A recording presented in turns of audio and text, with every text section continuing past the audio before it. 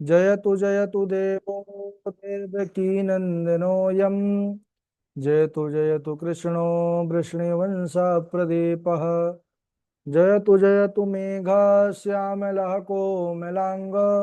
जयतु पृथिवी भारनाशो मुकुन्दः। नारायणं नमस्कृत्य नरं चैव नरोत्तमं देवीं सरस्वतीं व्यासं ततो जयमुदीरयेत्। श्रीलक्ष्मीनाथसमारम्भां नाथयामुनिमध्यमाम् अस्मदाचार्यपर्यन्तां वन्दे श्रीगुरुपरम्पराम्।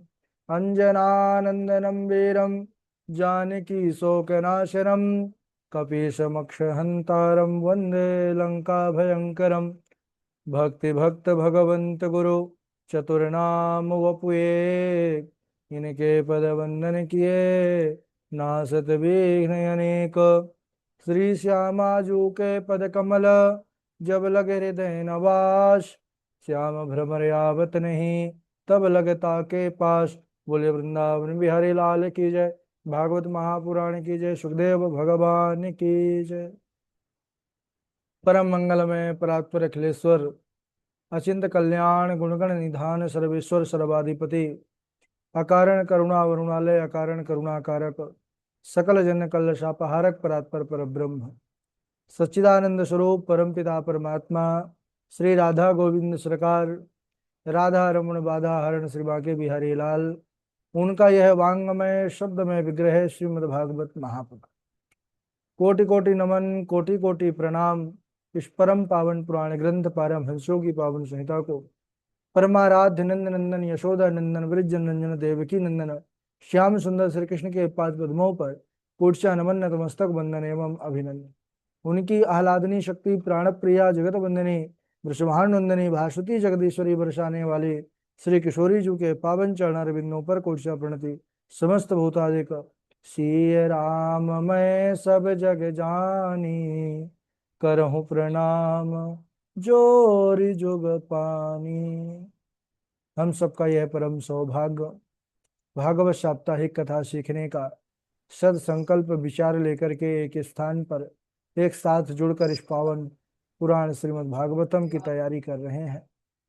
बड़ा ही आनंद आ रहा है। हम सब इस समय भगवान श्री कृष्णचंद्र द्वारिकाधीश की पावन द्वारिका लीला पर बने हुए हैं और कल के दिवस पर हम सब भगवान का जो वह प्रथम विवाह है रुक्मणी माता के साथ और फिर प्रद्युम्न जो कामदेव ही भगवान के पुत्र के रूप में अवतरित हुए जब भोले बाबा ने उनको रति को वरदान दिया, क्योंकि भोले बाबा ने ही भगवान शंकर ने काम को भस्म कर दिया था, तभी वह कामारी कहलाए। इसके बाद भगवान के अन्य विवाहों के अंतर्गत हम सब ने किस प्रकार भगवान जब सत्राजित जो समंतक मणि का मिथ्या कलंक भगवान के ऊपर लगाया तो भगवान उस मणि की खोज करते करते गुफा तक गए और जामवंत से उन रीक्षराज से प्रभु का युद्ध हुआ। जब रीक्षराज जाम्बवंत अपने प्रभु श्याम को पहचान गए, राम को पहचान गए, तब उन्होंने मणि के साथ अपनी पुत्री जाम्बवती का हाथ भी भगवान के हाथों में दे दिया। इसके बाद भगवान श्री कृष्ण का जो तीसरा विवाह हुआ ये सत्यभामा माता के साथ हुआ। कहते हैं कि जो सत्राजित थे, जब पता चला कि सत्राजित ने भगवान के ऊपर मिथ्या आरोप लगाया तो सब लोग द्वारिका में थू थू करने लगे। सब लोग जो है सत्राजित को भला बुरा कहने लगे। तो सत्राजित ने सोचा कि अब मैं क्या करूं। तब उसने अपनी पुत्री का विवाह भगवान से कर दिया कि अब मैं भगवान का संबंधी हो जाऊंगा तो फिर लोग मुझे कुछ नहीं कहेंगे। अच्छा, सत्यभामा माता का विवाह जो है भगवान के साथ इधर जैसे ही हुआ तो उधर शतधनवा को भड़का दिया कृतवर्मा ने कि देखो सत्राजित अपनी पुत्री का विवाह तुम्हारे साथ करना चाहता था और द्वारिकाधीश के साथ कर दिया, तो तुम उसकी मणि छीन लो, उसको मार डालो। तब शतधन्वा आया, सत्राजित को मार करके मणि ले लिया। यहाँ जब पता चला, प्रातःकाल सत्यभामा ने देखा कि हमारे जो पिता है उनको मार दिया गया है, तब वो बड़े दुखी हुई, रोते हुए भगवान श्री कृष्ण से समाचार सब कहा। भगवान ने पीछा किया तो सत्राजित मणि को अक्रूर जी को दे करके वहां से भागा। एक स्थान पर जाकर के उसका घोड़ा गिर करके उसका भी प्राणांत हो गया। भगवान ने चक्र सुदर्शन से उसका उद्धार किया। लेकिन जब मणि नहीं मिली तो दाऊ दादा ने कहा कि देखो कृष्ण, मैं तो यहाँ से मिथिला नगरी जा रहा हूँ, तुम जाकर के द्वारिका में जो है उस मणि का पता लगाओ। बाद में पता चला कि अक्रूर जी जो है काशी नगरी पर बड़ा भारी यज्ञ करते हैं, खूब स्वर्ण आदि का दान करते हैं। भगवान तो अंतर्यामी है, समझ गए मणि अक्रूर जी के पास है। संदेश भिजवाया कि काका जी, हमको पता है कि मणि आपके पास है और आप अच्छा सदुपयोग कर रहे हैं उस मणि का, तो आप ऐसा करिए कि मणि अपने पास रखिए, लेकिन एक बार दाऊ दादा को उस मणि को दिखा दीजिए, जिससे उनका जो संदेह है, शंका है, वो हट जाए, क्योंकि उनको लगता है कि कहीं मणि हमारे पास नहीं। इसके बाद श्री सुखदेव जी कहते हैं कि हे परीक्षित, जो भी इस सिमंतक मणि के कथा को सुनता है, कहता है, उसको लगा हुआ झूठा कलंक उसके जीवन में मिट जाता है, भगवान की भक्ति प्राप्त होती है। और यह भगवान श्री कृष्ण के 3 विवाहों की कथा हुई। चौथा विवाह भगवान का हुआ कालिंदी माता के साथ। भगवान श्री कृष्ण को जब यह पता चला कि पांडव लोग अभी जीवित हैं, और क्योंकि लाक्षागृह में जलने का समाचार उनको मिला कि पांडवों को जला दिया गया, जब पता चला सकुशल हैं तो मिलने के लिए आए। एक दिन रथ पर बैठे अर्जुन के साथ भगवान जा रहे थे। यमुना किनारे पर एक स्त्री जो है तपस्या कर रही थी। भगवान द्वारिकाधीश ने कहा अर्जुन से जाके पूछो कौन है ये देवी और किस लिए ऐसा दारुण तप कर रही है। तब उन्होंने कहा, अहम देवस्य सवितुर्दुहिता पतिमीक्षते विष्णुं वरेण्यं वरदं तपः परममास्थिता। मैं सूर्य नारायण की पुत्री कालिंदी हूँ और भगवान श्री कृष्ण को पति के रूप में पाने के लिए मैं तपस्या कर रही हूँ। जैसे ही भगवान कृष्ण ने यह सुना, कालिंदी माता का हाथ पकड़ा और रथ में बिठालकर इंद्रप्रस्थ ले आए। शुभ मुहूर्त में उनके साथ विवाह किया। भगवान कृष्ण का 5वां विवाह मित्रविंदा से हुआ। उज्जैन के बिंदु अनबिंदु नाम के राजा यह अपनी पुत्री का विवाह दुर्योधन से करना चाहते थे, परंतु मित्रविंदा भगवान कृष्ण से प्रेम करती थी, तो भगवान कृष्ण ने बलपूर्वक हरण किया और इनसे भी विवाह किया। भगवान का 6वां विवाह सत्या के साथ हुआ। कौशल देश के राजा जो थे नागनजित, इनका यह शर्त थी कि जो 7 दुर्दांत बैलों को एक साथ नाथ देगा, उसके साथ, उस वीर के साथ हम अपनी पुत्री का विवाह करेंगे। भगवान 7 रूप धारण करके 7 बैलों को एक साथ नाथ दिया। इसके बाद भगवान कृष्ण का 7वां विवाह भद्रा के साथ हुआ। यह श्रुत कीर्ति की पुत्री और कैकेयी देश की, और उनकी पुत्री का नाम था भद्रा। जब इनके भाई ने भगवान के रूप, गुण, शील, स्वभाव का वर्णन सुना, तो स्वयं अपनी बहन का विवाह भगवान के साथ किया। भगवान कृष्ण का 8वां विवाह लक्ष्मणा के साथ हुआ। यह भद्र देश की राजा की पुत्री है और भगवान ने स्वयंवर में इनका भी अकेले ही हरण किया और शुभ मुहूर्त में इनके साथ विवाह किया। ये तो हो गए भगवान कृष्ण के 8 विवाह जो अलग अलग हुए। इसके अलावा भगवान श्री कृष्ण के 16,101 विवाह हुए। राजा परीक्षित पूछते हैं कैसे? तब सुखदेव जी कहते हैं, राजन, एक भौमासुर नाम का असुर बड़ा बलवान था। उसने अपने कारागृह में, बंदी गृह यानी जेल खाने में, 16,100 कुमारियों को बंदी बना करके रखा हुआ था। जैसे ही उन्होंने भगवान के कृपा के बारे में सुना, तो उन्होंने संदेश भिजवाया द्वारिकाधीश प्रभु के पास कि इस दुष्ट से हमें मुक्ति दिलाई। अच्छा, भौमासुर बड़ा बलवान भी था। उसने माता अदिति के दिव्य कुंडल छीन लिए थे, देवताओं से उनका निवास स्थान मणि पर्वत छीन लिया था। सारे देवता दुखी थे।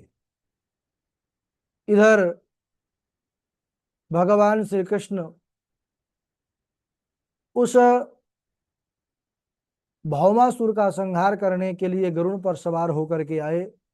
उसकी राजधानी प्राग ज्योतिषपुर, वहां पर पहुंचे और पहुंचकर पांचजन्य नामक शंख बजाया, जिससे को सुन करके सबसे पहले उस नगर का रक्षक मुर नामक दैत्य आया। भगवान कृष्ण ने उस मुर नामक दैत्य का संहार किया। उसके मारे जाने पर ताम्र आदि उसके 7 पुत्र थे, वह भी बड़े वीर थे। वह आए और घनघोर युद्ध भगवान के साथ, द्वारिकाधीश प्रभु के साथ किए। भगवान सबका संहार क्षण भर में कर दिए। सबके मारे जाने पर भौमासुर स्वयं युद्ध करने आया और आकर के भगवान पर शतघ्नी नामक अस्त्र का प्रयोग किया। भगवान चक्र सुदर्शन से उसकी समस्त माया शस्त्र को काट करके और उस भौमासुर का सर धड़ से अलग कर दिया। कहते हैं कि भौमासुर के मारे जाने के बाद जो भी और उसके सहयोगी थे, सब डर करके शरण में आ गए भगवान के। इसके बाद कहते हैं कि जो उसका पुत्र था भगदत्त, वह भगवान की शरण में आया भौमासुर का। भगवान कृष्ण ने उसको अभय प्रदान किया।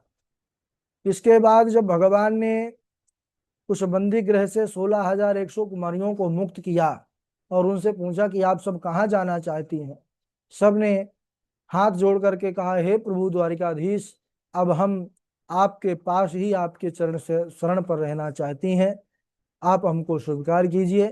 तब भगवान ने 16,100 पालिकियां बुलवाया और सभी राजकुमारियों को जो है द्वारिका भेजा। और शुभ मुहूर्त में भगवान 16,100 रूप धारण करके, उतने ही रूप बन करके सबके साथ एक मुहूर्त में ही विवाह किया। बोलिए द्वारिकाधीश भगवान की जय। श्री सुखदेव जी कहते हैं, परीक्षित, भगवान कृष्ण की प्रत्येक पत्नियों से 10-10 पुत्र रत्न की प्राप्ति हुई।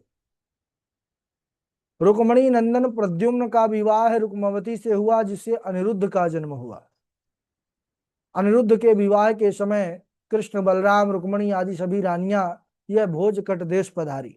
अच्छा, अनिरुद्ध का विवाह तो संपन्न हो गया, लेकिन विवाह के पश्चात बलराम जी, रुक्मी आदि सब लोग चौसर खेलने लगे। चौसर ये राजाओं का खेल है।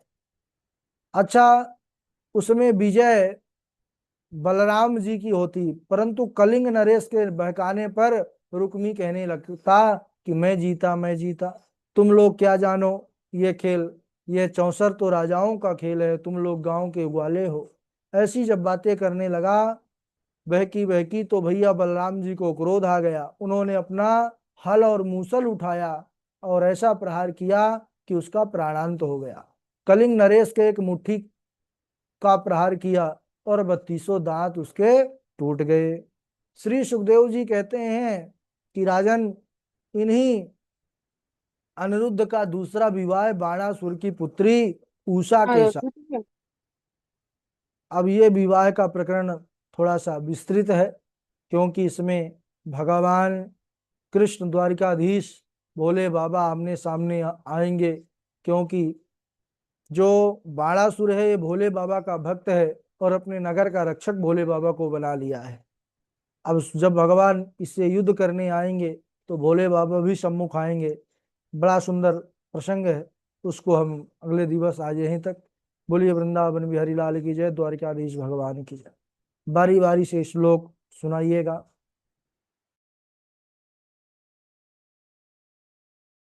सबसे पहले श्लोक शुभम उपाध्याय जी सुनाएंगे और डॉक्टर वैशाली जी हैं। उनके बाद वासवी शर्मा जी हैं। उनके बाद लवकुश कुमार शुक्ला जी हैं, आकांक्षा शुक्ला जी हैं, ऋतु गोस्वामी जी हैं, कृष्णा जी हैं और साध्वी नेहा जी हैं, नेहा किशोरी जी हैं। निकिता जी हैं, हर्षिता जी हैं, निरंजन जी हैं, है ना। चलिए, मंजू शर्मा जी हैं, सुष्मिता त्रिपाठी जी हैं। चलिए शुभम जी सुनाइए।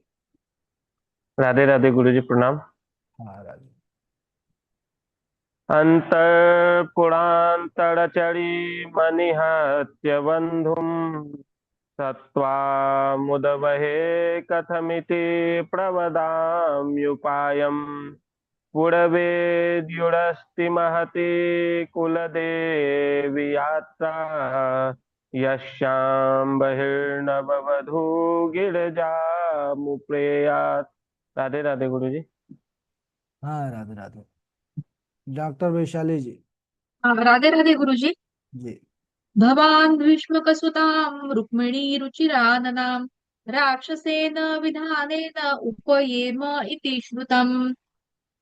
श्रुत्वा गुणान् भुवनसुन्दरतया शृण्वतां ते निर्विश्य कर्णविवरैर्हरतोऽङ्गतापम् रूपं दृशादृशितमताखिलार्थलाभम् त्वय्यच्युत विशति चित्तमपत्रपं मे अन्तःपुरान्तरचरीमनित्य मनिहत्य बन्धुम् स्वामुद्वहे कथमिति प्रवदाम्युपायम् पूर्वैद्युरस्ति महती कुलदेवी यात्रा यस्यां बहिर्नववधू गिरिजामुपरि।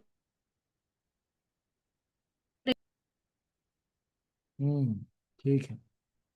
वासवी शर्मा जी आप सुनाइए। गुरुजी आदित्य प्रणाम। राधे राधे। सारथ रथ संसार की यही पुरानी रीत, सुख में सब अपने बने दुख में त्यागे मीत। आराम के साथी क्या क्या थे जब वक्त पड़ा तब कोई नहीं, सब दोस्त अपने मतलब के दुनिया में किसी का कोई नहीं। सुर घनेरे फिरे पद गावत पे पद सुरो सुसाद कहाँ है, बहुताल मंजीरा बजा तो फिरे मेरा मतवारी सी याद कहाँ है। सिया राम कथा कितनों ने लिखी तुलसी से रसी मर जाद कहाँ है। नरसिंह बसे प्रति खम्भवन में पर काढ़वे को प्रहलाद कहाँ है। जी गुरु जी प्रणाम। हम्म, चलिए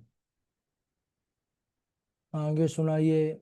लवकुश कुमार शुक्ला हैं, आकांक्षा शुक्ला जी हैं। राधे राधे गुरु जी प्रणाम। हम्म, यदा देवेषु वेदेषु गोषु विप्रेषु साधुषु धर्मे मयि च विद्वेषा सवा आसु विनश्यति। श्रवणं कीर्तनं विष्णो स्मरणं पादसेवनम् अर्चनं वन्दनं दास्यं साख्यमात्मनिवेदनम्। इति पुंसार्पिता विष्णो भक्तिश्चेन्न लक्षणा क्रियते भगवत यज्ञ तन्मन्येधीतमुत्तमम्। राधे राधे गुरु जी प्रणाम। राधे राधे। आकांक्षा शुक्ला जी हैं, सुनाइए। राधे साध्वी। राधे गुरु जी प्रणाम। राधे राधे सुनाइए। स्वागतं वो महाभागः प्रियं किं करवाणि वः व्रजस्यानां नयं कच्चित् भ्रूतागमन कारणं भर्तुः शुश्रूषणं स्त्रीणां परो धर्मो यमायया तद्बन्धूनां च कल्याणः प्रजानां च अनुपोषणं दोषीरोदर्कभो वृद्धो जरो धनोऽपि वा पतिस्त्रीभिर्नाहतव्यो लोकेभ्यः सुभिरपातकी। ठीक है। हाँ आप सुनाइए, रविशंकर त्रिपाठी जी, फिर उन्नति मिश्रा जी। राधे राधे गुरु जी। राधे राधे। पर्जन्यो भगवानिन्द्रो मेघस्तस्यात्ममूर्तया ते वर्षन्ति भूतानां प्रीडनं जीवनं पयः कर्मणा जायते जन्तो कर्मणैव विलीयते सुखं दुःखं भयं क्षेमं कर्मणैवाभिधीयते। राधे राधे गुरु जी। राधे राधे। राधे राधे गुरु जी जी प्रणाम। उन्नति जी। गुरु जी मेरी आवाज आ रही है? हाँ बढ़िया आ रहे हैं। जी। वाणी गुणानुकथने श्रवणो कथायाम् हस्तौ च कर्म सुमनस्तव पादयोः स्मृत्यां शिरस्तव निवास जगत् प्रणामे दृष्टि सतां दर्शनेस्तु भवतनूनां गुरुजी राधे राधे। गुरुजी आज जूम मीटिंग में देरी इसलिए हो गई क्योंकि जूम ऐप एक्टिव ही नहीं था हमारा। अच्छा। और शाम को आज जी राम कथा गुरुजी में आप आज नहीं अभी थी? अभी नहीं, आज जुड़ी थी मैं, लेकिन पता नहीं अभी आज ये नहीं हुआ था। क्या नहीं हुआ था? जूम ऐप हमारा जो वही नहीं हो रहा था, उसको हमने आज अपडेट किया है। हाँ ठीक ठीक। जी। चलिए, इनके बाद निरंजन जी सुनाएंगे हमारे, फिर साधु नेहा जी। राधे राधे गुरुदेव। जी निरंजन जी। श्रुत्वा गुणान् भुवन सुंदर शृण्वतां ते निर्विश्य कर्ण विवरैर्हर्तोऽङ्गतापम् रूपं दृशां दृश्यमताम् अखिलार्थलाभं त्वय्युता विशति चित्तं पत्रपं मे। राधे राधे गुरु जी। राधे राधे। हाँ जी, राधे और राधे। जी साधु नेहा जी सुनाइए। तत्तेऽनुकम्पा सुसमीक्ष्यमाणो भुजान्नेवात्मकृतं विपाकम् भेदवागवपुर्भिर्वदन्मस्ते जीवेतयो मुक्तिपदे सदाए भाक। राधे राधे गुरु जी। ठीक है, राधे राधे। नेहा किशोरी जी हैं, आप भी सुनाइए। ऋतु गोस्वामी जी हैं।